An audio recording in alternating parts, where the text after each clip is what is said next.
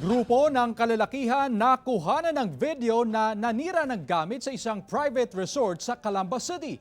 Yan ang tinutukan live ni Andrew Bernardo ng GMA Regional TV, Balitang Southern Tagalog. Andrew?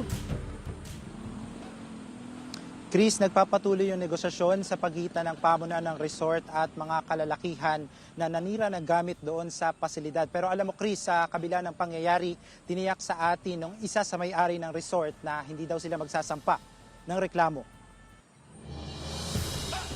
Viral sa social media ang video na ito kung saan makikita ang ilang kalalakihan na inihahagis ang ilang mga upuan sa swimming pool sa loob ng isang private resort madaling araw ng Lunes. Hindi pa nakontento ang mga lalaki at pati ang water dispenser na ito itinapon din sa pool. Pansin pa sa video na tila nagkakatuwaan ang mga lalaki. Ang resort, pinuntahan ng GMA Regional TV Balitang Southern Tagalog sa Barangay Bukal, Calamba City, Laguna. Dito, humarap sa news team ang caretaker ng resort na aminadong nagulat sa pangyayari. Maayos po silang iniwan, pinagsilbihan pa sila kung ano yung mga kailangan nila binigay sa kanila. Pati yung ayos ng resort, buong binigay ng malinis, tas bigla na lang ganon. Kwento pa ng caretaker, ang ilang kalalakihan na nakunan sa video kabilang sa mahigit 30 individual na nag-check-in sa resort linggo ng gabi. Hindi rin umano maayos na nag-check out ang mga ito at sa katunayan, hindi na nila nakuha ang security deposit. Hindi po namin talaga binibigay yun agad-agad hanggat hindi po namin na-check yung resort.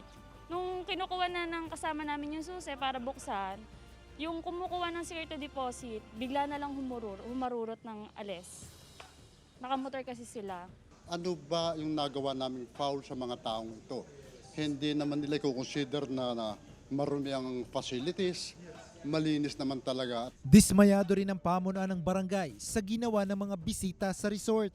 Sa sobrang kasiyahan na po at sa sobrang pag-iinom siguro ng alak, kaya po nangyari yung gano'n na bagay. Nawalan po ng kontrol sila sa sarili nila.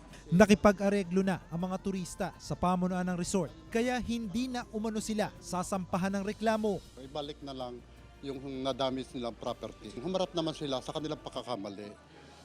Kami na may makatao na nakakapagpatawad kung nagkamali. Ayon sa legal officer ng Calamba City, pwedeng kasuhan ng pamunuan ng resort ng malicious mischief ang mga kalalakihan. Pwede kami tumulong, mag-file ng complaint in case lang na magpa-file nga ng complaint ng owner. Sinisika pa ng GMA Regional TV Balitang Southern Tagalog na makuhanan ng pahayag ang mga kalalakihan na naging guest sa resort. Samantala, plano naman ng resort na mas higpitan ang seguridad at pagtanggap ng mga turista sa kanilang pasilidad. Ito'y para masiguro na hindi na mauulit ang pangyayari.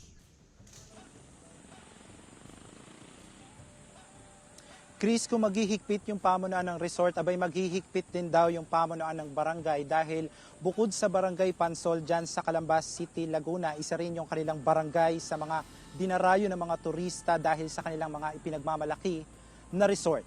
Balik sa iyo, Chris. Maraming salamat, Andrew Bernardo ng GMA Regional TV, Balitang Southern Tagalog.